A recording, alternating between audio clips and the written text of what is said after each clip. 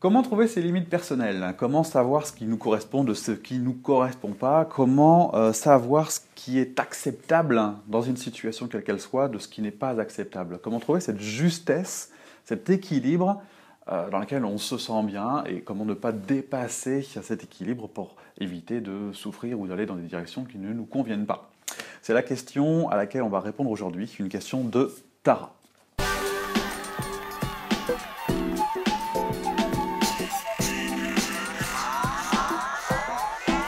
Bonjour, je suis Maxime, formateur en développement personnel et bienvenue dans cette nouvelle vidéo de questions-réponses. Aujourd'hui, c'est Tara qui nous pose une question très intéressante et très pertinente sur les limites. Tara se trouve dans une situation amoureuse, mais ça pourrait être dans n'importe quel autre contexte, dans lequel elle se trouve devant un choix et elle me demande comment savoir quelles limites sont acceptables pour moi. Elle est dans une situation où elle ressort avec une personne, et puis voilà, tout semble parfait, tout semble génial, ils s'aiment beaucoup. La personne doit partir à l'autre bout de la France parce qu'il y a son enfant, il y a sa fille, voilà. Il la voit pas beaucoup, il veut la voir, il veut se rapprocher, donc il propose à Tara tout simplement de la suivre, de le suivre. Jusque-là, pas de problème, sauf qu'ils n'ont pas tout à fait la même notion de la vie à deux. Et il y a un déséquilibre, c'est-à-dire que c'est une personne qui a besoin de beaucoup d'espace, beaucoup de liberté, qui a énormément peur de la fusion, peur de se perdre, pour reprendre ses mots. Et dès que Tara cherche à s'en rapprocher, même avant d'être parti, eh bien, lui, il fuit. Il fuit, il a peur de cette proximité, il a besoin de beaucoup d'espace, et du coup, ça ne correspond pas du tout aux besoins de Tara, qui, elle, veut partager des moments avec son amoureux, pour construire quelque chose. Donc, Tara se trouve devant un petit peu cette problématique, ça paraît tout bien, ça paraît génial, il y a juste un truc qui pêche, est-ce que je fais pas avec, finalement, c'est la question de Tara, est-ce que je m'en satisfais pas, puisque le reste est tellement bien, hein, pour reprendre les mots de Tara, c'est évidemment, tout le reste se passe bien, très très bien, super bien même, mais ça, c'est énorme pour moi, je ne sais pas si j'ai bien fait d'accepter de partir vivre avec lui. Voilà.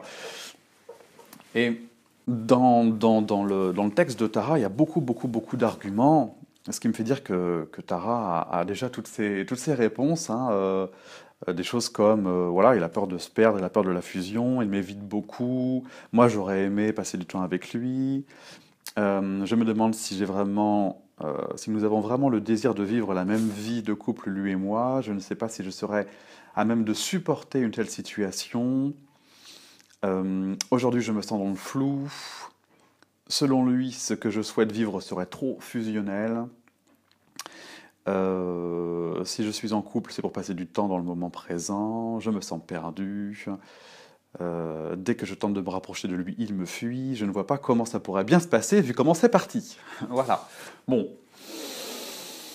Ton problème, il est pas... Tu vois, Tara, là, ton problème, il est pas de...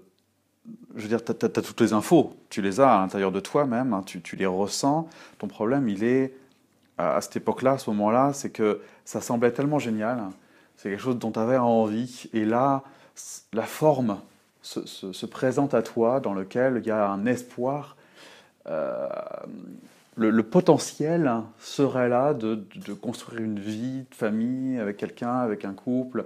Tu vois, il y a ce que tu voulais est presque arrivé, c'est presque parfait, et donc c'est difficile de renoncer à quelque chose qui semble tellement proche de ce que tu attendais. Et du coup, ça crée de l'ambiguïté, mais il y a quelque chose au fond de toi qui dit, bah oui, mais dans des conditions comme ça, certes, c'est presque parfait. Tout est génial, tout est super. Euh, hein, tout se passe bien, c'est très très bien, c'est même super bien. Mais il y a ce truc, et tu le dis très justement, comment vivre bien si finalement il me fuit, quoi. Je vais un peu vivre toute seule. Et ça ne te respecte pas. Et donc c'est bien de poser cette question, c'est vraiment une question effectivement de la limite. Et toi, ta limite, pour répondre très clairement à ta question, tu l'as sous forme d'information émotionnelle, comme tout le monde, j'ai envie de dire, mais toi, ça s'appelle le flou, ça s'appelle se sentir perdu.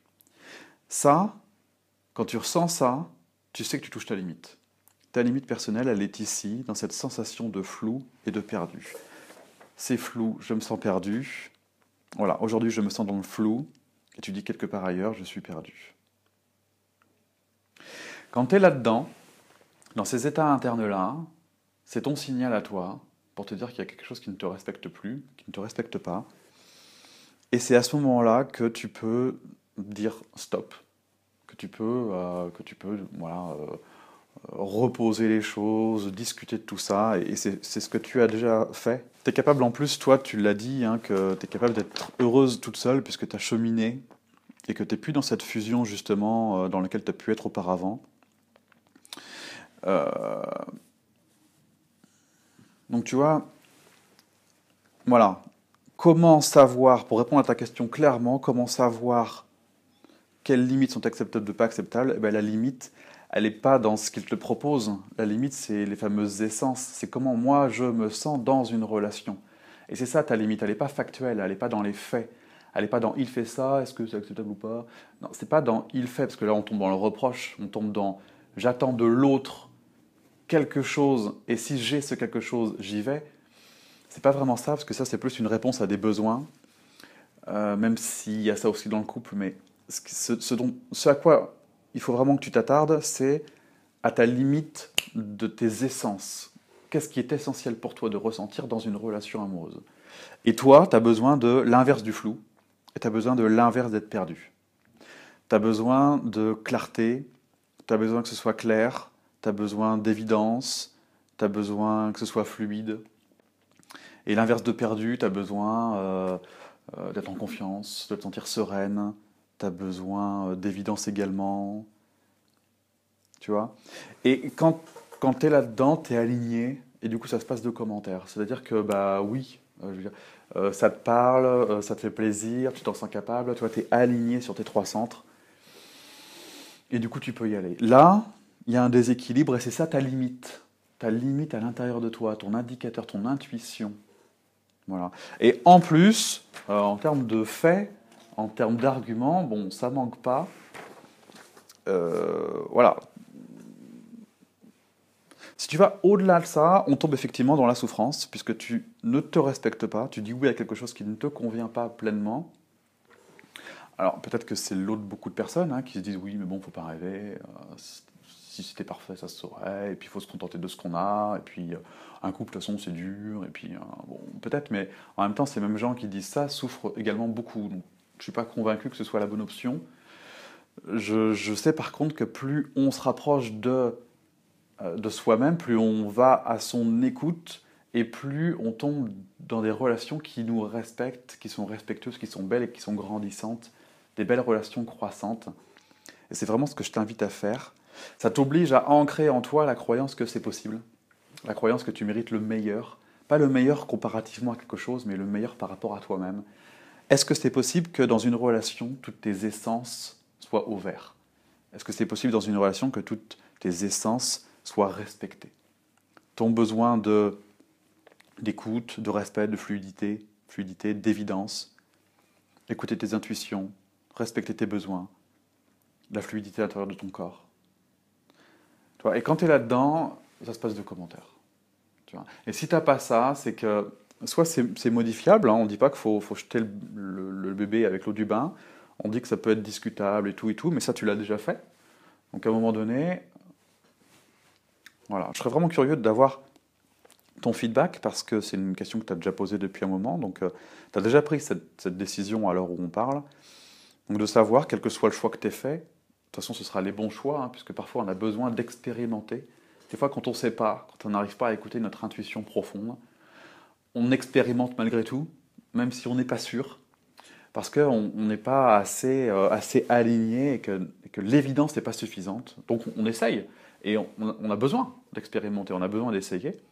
Et c'est là qu'on sait si c'était bien pour nous ou pas, parce qu'il y aura plus de souffrance si ça ne nous respectait pas. Il y aura donc plus de souffrance dans la relation, et ça, si ça nous respectait, si c'était que des peurs, des limites, mais qu'il fallait dépasser, comme quand on sort de sa zone de confort, par exemple, ça c'est des limites qu'il faut dépasser pour s'ouvrir à autre chose. Mais dans ces cas-là, c'est positif. Vous voyez, il y a les limites à dépasser et les limites à pas dépasser. Limite à dépasser, c'est celle de la zone de confort. Limite à pas dépasser, c'est le respect de soi-même. Ses essences, son ressenti instinctif, émotionnel. Toi, c'est le flou et perdu. C'est ça, ton indicateur, ton signal. Ping, la sonnette, c'est flou et perdu. Et après, peu importe, tu as le droit d'expérimenter quand même pour valider que quand tu sens ça, faut pas y aller. Voilà. Ok? C'est un peu ça l'idée de la limite en ce qui te concerne, Tara. Voilà, donc si on résume, ta problématique est liée de cette envie profonde de créer cette relation qui te met en porte-à-faux, qui te dit oui, mais c'est peut-être pas si mal que ça, ce serait peut-être dommage de passer à côté. Le doute s'installe, tu perds un peu pied et du coup tu es prête à accepter quelque chose qui ne te convient pas pleinement. Ok. Donc tu as besoin de tes repères intérieurs. Ces repères intérieurs, c'est ton monde émotionnel, les essences, ce qui est essentiel pour toi de ressentir pour être bien. Je te mettrai le lien d'un article juste sous la vidéo. Et toi, tes informateurs, c'est le flou et je me sens perdu. Quant à ça, tu sais qu'il y a quelque chose qui est contrarié à l'intérieur de toi et tu as besoin de l'inverse. À toi de déterminer tes besoins profonds. Tes besoins en termes d'essence, pas tes besoins en termes d'attente de l'autre.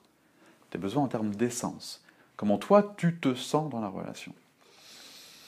Si tu fais pas ça, sois vigilante juste sur le fait de la notion de sacrifice, de la médiocrité, aller dans quelque chose qui ne te correspond pas pleinement, mais bon, c'est peut-être pas si mal, tu vois, c'est un peu de l'auto-sabotage. Et du coup, à ce moment-là, effectivement, tu te retrouves dans une situation qui te fait du mal. Et ça t'oblige à construire cette croyance que oui, c'est possible, que oui, tu peux être bien avec un homme, que oui, une relation amoureuse épanouie, c'est possible. Tout ça dans un équilibre parfait. Et tout en bas de ton texte, tu disais est-il possible de travailler sur moi? Que si je travaillais sur moi, je peux surmonter tout cela pour bien vivre une vie de couple avec lui. Et la question, c'est non. L'idée, c'est vraiment de peaufiner tes essences pour que dans la relation, tu te sentes bien.